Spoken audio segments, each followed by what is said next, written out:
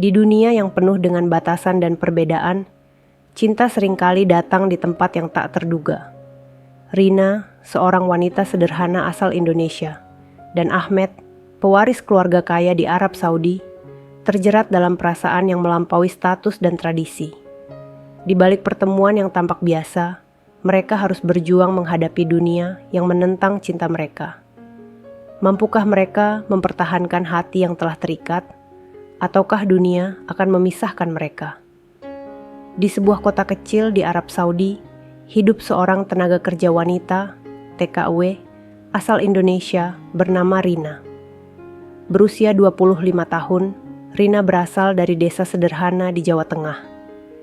Dia bekerja sebagai asisten rumah tangga di keluarga Al-Faruq, sebuah keluarga terpandang di wilayah tersebut.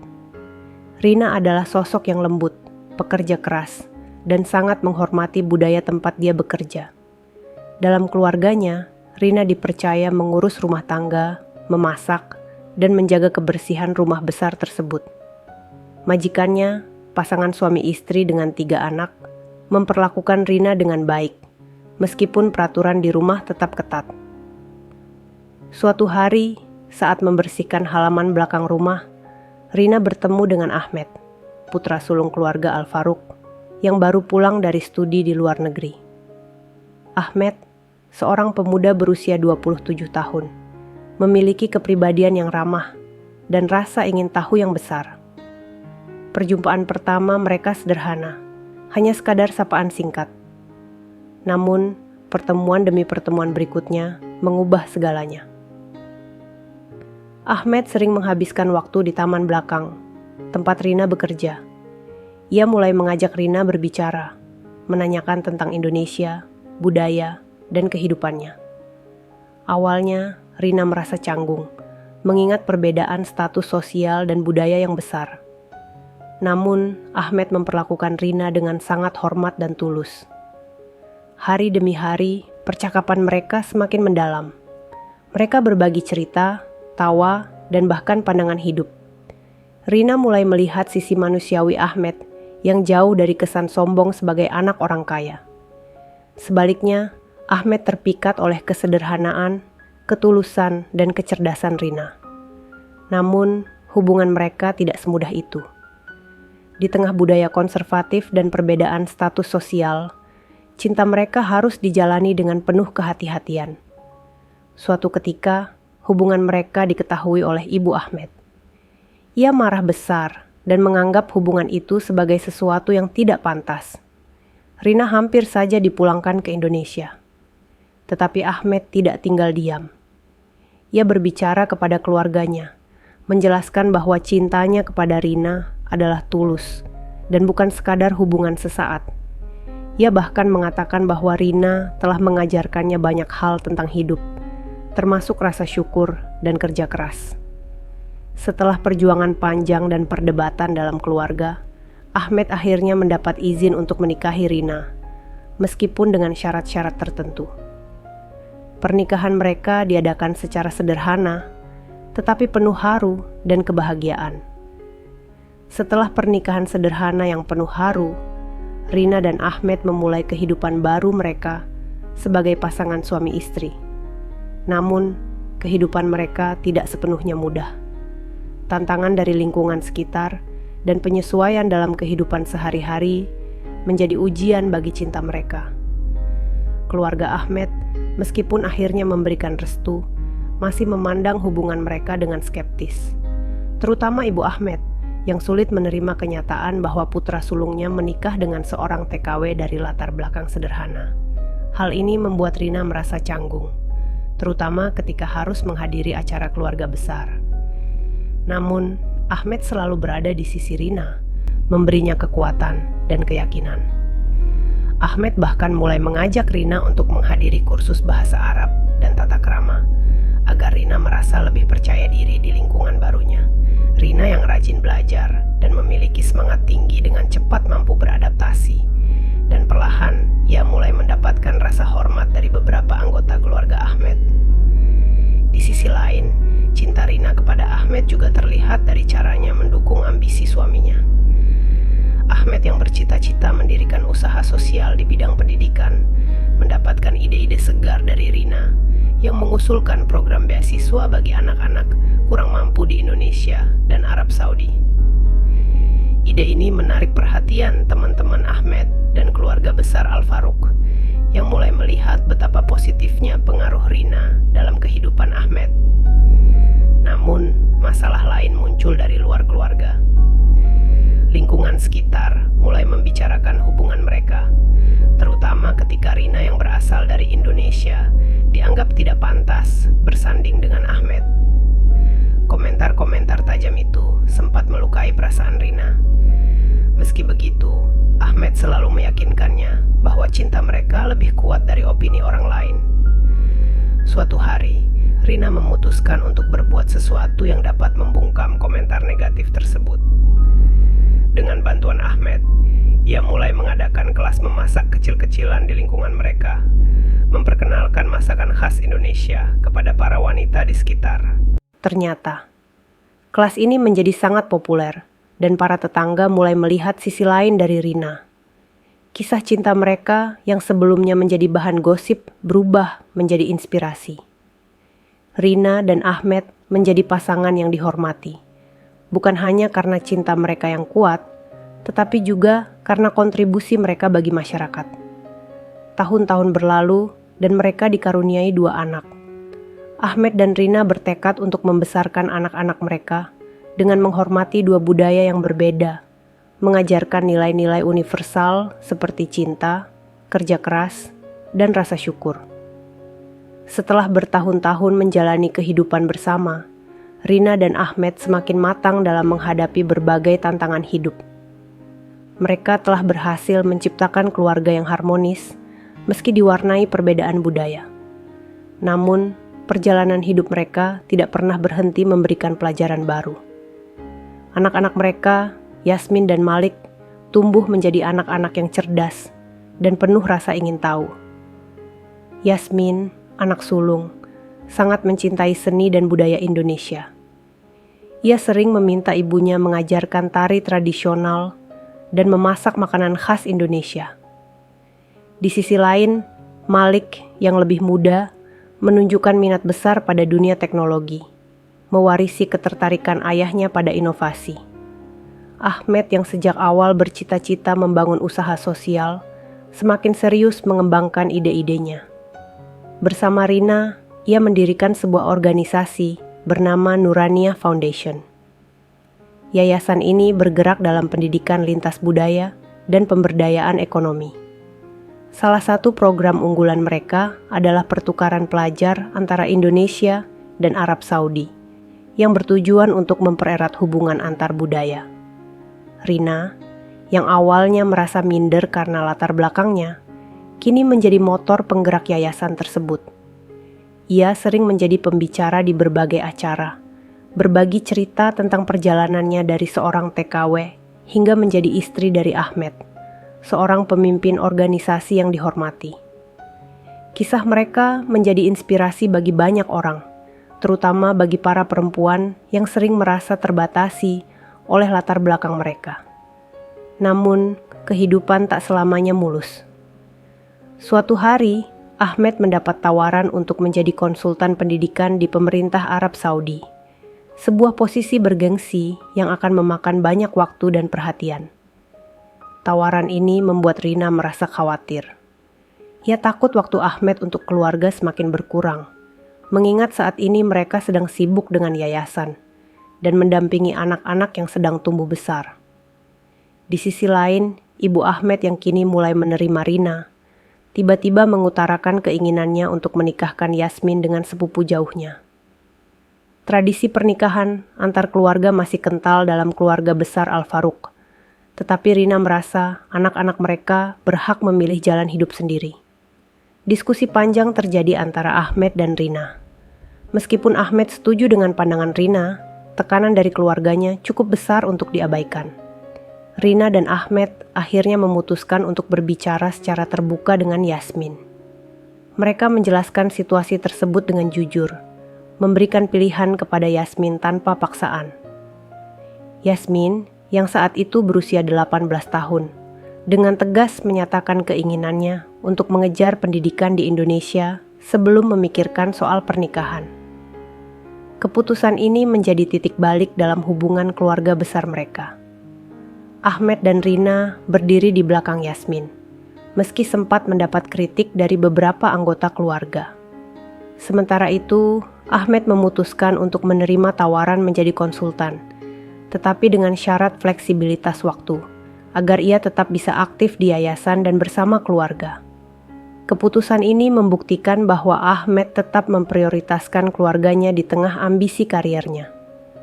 Tahun-tahun berikutnya diisi dengan pencapaian besar bagi Ahmed dan Rina. Yayasan mereka berkembang pesat, membuka cabang di beberapa negara. Program-program pendidikan yang mereka jalankan tidak hanya membawa manfaat bagi banyak orang, tetapi juga mempererat hubungan budaya antara Indonesia dan Arab Saudi. Yasmin dan Malik tumbuh dewasa dengan membawa semangat orang tua mereka. Yasmin menjadi seorang antropolog yang fokus pada hubungan lintas budaya, sementara Malik mendirikan startup teknologi pendidikan yang menjadi bagian dari Nuraniah Foundation. Rina, yang dulu merasa dirinya hanya seorang wanita desa biasa, kini telah menjadi simbol kekuatan, cinta, dan dedikasi. Bersama Ahmed, ia membuktikan bahwa perbedaan latar belakang bukanlah penghalang untuk menciptakan keluarga yang bahagia dan memberikan dampak besar bagi dunia. Di usia senja, Ahmed dan Rina sering duduk di taman rumah mereka, mengenang perjalanan panjang yang telah mereka lalui.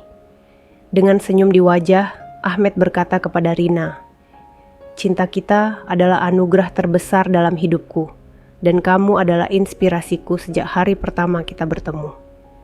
Rina dengan air mata haru menjawab, "Kita mungkin berasal dari dua dunia yang berbeda, tetapi cinta dan tekad kita telah menjadikan dunia ini lebih indah." Seiring waktu, kisah Ahmed dan Rina terus menjadi bukti nyata bahwa cinta, ketulusan, dan kerja keras mampu mengatasi segala rintangan.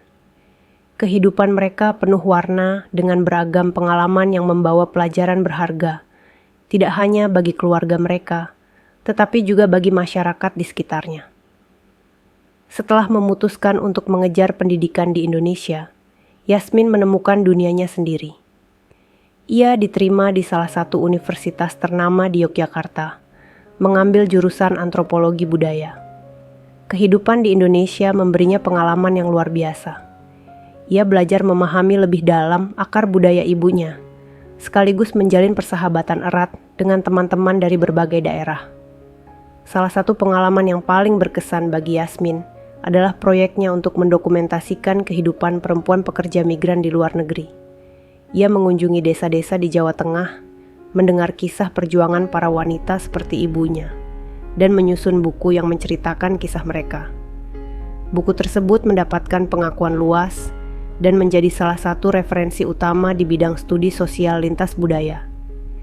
Yasmin juga aktif dalam berbagai kegiatan sosial di kampus, bahkan mendirikan sebuah organisasi mahasiswa internasional yang fokus pada hubungan budaya. Dari sini, ia mulai membangun reputasi sebagai seorang akademisi muda yang berbakat. Malik, di sisi lain, memilih jalur yang berbeda. Setelah menyelesaikan studinya di bidang teknologi informasi, ia kembali ke Arab Saudi untuk mengembangkan startup teknologi pendidikan yang ia dirikan bersama teman-temannya. Startup ini bertujuan memanfaatkan teknologi untuk memberikan akses pendidikan berkualitas kepada anak-anak di daerah terpencil. Malik tidak hanya fokus pada bisnis, tetapi juga menyelaraskan visinya dengan misi Nuraniah Foundation. Salah satu proyek besarnya adalah mengembangkan aplikasi pembelajaran lintas budaya yang membantu anak-anak dari berbagai negara belajar tentang budaya dan bahasa satu sama lain. Proyek ini mendapat dukungan besar dari organisasi internasional dan menginspirasi generasi muda untuk lebih terbuka terhadap keberagaman. Rina tetap menjadi figur sentral di yayasan mereka. Ia tidak hanya berperan sebagai pemimpin, tetapi juga sebagai motivator yang memberikan semangat kepada banyak perempuan untuk mengejar mimpi mereka. Ia sering mengadakan seminar dan pelatihan untuk para pekerja migran, membantu mereka menemukan peluang karir baru setelah kembali ke tanah air. Selain itu, Rina juga mendirikan koperasi kecil untuk para mantan TKW di desa asalnya di Jawa Tengah. Koperasi ini memberikan pelatihan keterampilan seperti menjahit, memasak, dan usaha mikro, sehingga mereka bisa mandiri secara ekonomi. Program ini mendapatkan perhatian dari pemerintah Indonesia dan beberapa organisasi internasional yang kemudian memberikan dukungan dana dan pelatihan tambahan. Tugas Ahmed sebagai konsultan pemerintah membawanya ke berbagai penjuru dunia. Ia sering menjadi pembicara di konferensi pendidikan internasional, mempromosikan pentingnya pendidikan lintas budaya untuk menciptakan dunia yang lebih damai. Namun, di tengah kesibukannya, Ahmed tidak pernah melupakan keluarga. Ia selalu menyempatkan waktu untuk berkumpul dengan Rina dan anak-anaknya. Bahkan, ia sering mengajak Rina untuk mendampinginya dalam perjalanan ke luar negeri, memperkenalkan istrinya sebagai mitra sejati dalam segala aspek kehidupannya. Di usia 60-an, Ahmed menghadapi masalah kesehatan yang cukup serius. Ia didiagnosis dengan penyakit jantung dan harus menjalani operasi besar. Masa ini menjadi ujian besar bagi keluarga mereka. Rina, yang selama ini menjadi kekuatan di balik kesuksesan Ahmed, dengan penuh kasih merawat suaminya. Yasmin dan Malik, yang sudah dewasa, juga kembali ke rumah untuk mendukung ayah mereka. Masa-masa sulit ini justru semakin mempererat hubungan keluarga mereka. Setelah operasi yang berjalan sukses, Ahmed memutuskan untuk lebih banyak menghabiskan waktu bersama keluarga, menyerahkan sebagian besar tanggung jawab yayasan kepada Malik dan Yasmin. Di tahun-tahun terakhir kehidupan mereka, Ahmed dan Rina sering duduk bersama di teras rumah mereka, ditemani suara canda cucu-cucu mereka yang bermain di taman. Cinta mereka telah melalui berbagai fase, dari kebahagiaan, perjuangan, hingga cobaan, tetapi selalu berakhir dengan rasa syukur yang mendalam. Suatu hari, saat matahari terbenam dengan indah di ufuk barat, Ahmed menggenggam tangan Rina dan berkata dengan suara lembut, "Aku selalu bersyukur kepada Allah karena mempertemukan kita. Kamu bukan hanya istriku, tetapi juga pahlawan dalam hidupku." Rina tersenyum, matanya berbinar penuh cinta. "Dan aku bersyukur karena Allah memberiku kamu, seorang pria yang mau melihat lebih dalam daripada status dan latar belakangku. Bersama-sama, kita telah membuktikan bahwa cinta sejati dapat mengubah dunia." Kisah cinta Ahmed dan Rina menjadi inspirasi bagi generasi berikutnya. Yayasan Nurania Foundation terus berkembang, menciptakan dampak besar di berbagai negara. Yasmin dan Malik melanjutkan visi orang tua mereka, membawa misi cinta dan kemanusiaan ke tingkat yang lebih tinggi. Tahun-tahun terus berlalu, namun pengaruh kisah Ahmed dan Rina semakin mengakar dalam kehidupan banyak orang. Yayasan Nurania Foundation kini tidak hanya dikenal sebagai lembaga pendidikan lintas budaya, tetapi juga menjadi simbol persatuan dan toleransi yang membawa dampak di berbagai negara. Yasmin dan Malik, yang mewarisi semangat orang tua mereka, terus memperluas pengaruh yayasan dengan inovasi dan dedikasi mereka. Setelah menyelesaikan studi doktoralnya di Eropa, Yasmin memutuskan untuk kembali ke Asia, membawa visi untuk memperkuat hubungan budaya antara negara-negara timur dan barat. Ia sering diundang menjadi pembicara di forum internasional, membahas pentingnya memahami dan menghormati perbedaan budaya. Salah satu proyek terbesarnya adalah mendirikan Museum Interaksi Budaya di Yogyakarta. Museum ini tidak hanya menjadi tempat untuk memamerkan artefak budaya, tetapi juga ruang untuk diskusi, lokakarya, dan pertunjukan seni dari berbagai negara. Dengan dukungan dari organisasi internasional dan pemerintah, museum ini menjadi pusat perhatian dunia, menarik wisatawan sekaligus akademisi yang tertarik pada studi lintas budaya. Namun, bagi Yasmin, kesuksesan profesionalnya tidak mengurangi komitmennya pada keluarga. Ia sering kembali ke rumah di Arab Saudi untuk menghabiskan waktu bersama orang tuanya dan menjadi inspirasi bagi adik-adiknya, Malik, dan generasi muda lainnya. Malik, yang kini memimpin salah satu perusahaan teknologi pendidikan terbesar di Timur Tengah, terus membawa perubahan besar dalam dunia pendidikan. Startup yang ia dirikan telah berkembang menjadi perusahaan multinasional dengan kantor di berbagai negara, termasuk Indonesia, Arab Saudi, dan Afrika. Salah satu inovasi terbarunya adalah platform pembelajaran berbasis realitas virtual yang memungkinkan siswa dari seluruh dunia belajar bersama dalam lingkungan virtual. Proyek ini dirancang untuk menghubungkan siswa dari berbagai latar belakang budaya, memberikan mereka pengalaman langsung tentang keberagaman tanpa harus meninggalkan rumah. Malik juga menjadi pelopor dalam menciptakan program beasiswa teknologi bagi siswa berbakat di daerah terpencil. Program ini mendapat dukungan besar dari yayasan keluarga dan berhasil membawa ribuan anak muda ke dunia pendidikan yang lebih maju. Meski usianya semakin senja, Rina tetap aktif dalam berbagai kegiatan yayasan. Ia sering melakukan perjalanan ke Indonesia, mendampingi para mantan TKW dalam membangun usaha kecil mereka. Salah satu program terbarunya adalah pendirian Kampung Mandiri, sebuah desa percontohan di Jawa Tengah yang menjadi tempat tinggal dan pusat pelatihan bagi para perempuan yang ingin memulai hidup baru setelah kembali dari luar negeri. Di Arab Saudi, Rina menjadi tokoh perempuan yang dihormati, sering diundang untuk berbicara tentang pemberdayaan perempuan dan pentingnya pendidikan bagi semua orang, tanpa memandang latar belakang. Ia juga menjalin hubungan dengan berbagai organisasi internasional yang fokus pada isu-isu sosial dan kemanusiaan. Ahmed, yang kini lebih banyak menghabiskan waktu di rumah bersama keluarga, tetap menjadi sosok yang dihormati di masyarakat. Ia sering diminta menjadi penasihat dalam berbagai proyek pendidikan dan sosial. Meski sudah tidak lagi aktif secara langsung di yayasan, ia juga menjadi mentor bagi banyak pemimpin muda, memberikan bimbingan tentang bagaimana mengintegrasikan nilai-nilai moral dan etika dalam kepemimpinan. Ahmed percaya bahwa setiap pemimpin harus berpegang pada prinsip keadilan, kemanusiaan, dan cinta untuk menciptakan dunia yang lebih baik. Suatu hari, pada ulang tahun pernikahan mereka yang ke-40, keluarga besar mengadakan perayaan besar di taman rumah mereka. Yasmin, Malik, serta cucu-cucu mereka merencanakan acara kejutan yang dihadiri oleh teman-teman, kolega, dan orang-orang yang pernah tersentuh oleh kebaikan Ahmed dan Rina.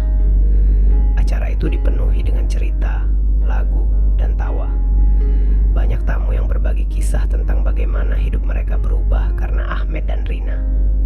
Salah satu yang paling mengharukan adalah seorang mantan TKW yang kini menjadi pengusaha sukses. Ia menceritakan bagaimana kata-kata Rina suatu hari mengubah pandangannya tentang masa depan.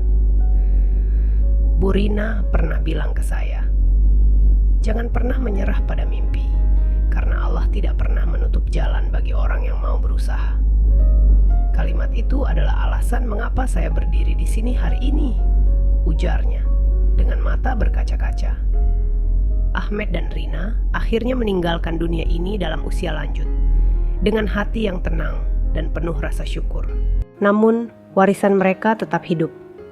Nuraniyah Foundation terus berkembang menjadi salah satu lembaga terbesar di dunia, menyentuh kehidupan jutaan orang melalui pendidikan, pemberdayaan, dan cinta. Yasmin dan Malik melanjutkan misi mereka dengan penuh semangat, memastikan bahwa visi orang tua mereka terus diwujudkan. Nama Ahmed dan Rina tidak hanya dikenang sebagai pasangan yang saling mencintai, tetapi juga sebagai pionir yang membuktikan bahwa cinta dan kerja keras mampu mengubah dunia. Setelah kepergian Ahmed dan Rina, Yasmin dan Malik sepakat untuk membawa Nuraniyah Foundation ke arah yang lebih besar, dengan tetap memegang teguh nilai-nilai yang diwariskan oleh kedua orang tua mereka. Yayasan ini terus menjadi pelopor perubahan global, menyentuh lebih banyak negara dan komunitas. Yasmin meluncurkan proyek ambisius bernama Global Culture Connect. Proyek ini adalah jaringan pusat kebudayaan yang tersebar di 5 benua, menyediakan ruang bagi komunitas lokal untuk berbagi budaya mereka melalui seni, pendidikan, dan teknologi. Setiap pusat budaya dirancang sebagai tempat inklusif yang mengundang orang dari berbagai latar belakang untuk saling belajar dan berkolaborasi. Yasmin juga menulis serangkaian buku yang mendokumentasikan tradisi-tradisi unik dari berbagai belahan dunia, termasuk cerita tentang pekerja migran yang membawa tradisi mereka ke luar negeri. Buku-buku ini menjadi bacaan wajib di banyak universitas dan mengukuhkan posisi Yasmin sebagai salah satu antropolog paling berpengaruh di dunia. Di tengah kesibukan akademis dan sosialnya, Yasmin menikah dengan seorang diplomat muda asal Indonesia yang memiliki visi serupa tentang perdamaian dunia. Bersama, mereka menjadi pasangan yang memperjuangkan dialog lintas budaya di tingkat internasional. Malik memimpin pengembangan platform pendidikan berbasis kecerdasan buatan, AI, yang disebut EduVision. Platform ini dirancang untuk mempersonalisasi pengalaman belajar setiap siswa, memungkinkan mereka untuk belajar sesuai dengan kebutuhan dan kemampuan masing-masing. EduVision segera menjadi alat pendidikan yang paling banyak digunakan di dunia, membawa pendidikan berkualitas ke daerah-daerah yang sebelumnya sulit dijangkau. Malik juga mendirikan pusat inovasi pendidikan di beberapa negara berkembang, termasuk di Afrika dan Asia Tenggara. Pusat-pusat ini melatih guru dan menciptakan peluang bagi anak-anak untuk mengejar pendidikan tinggi.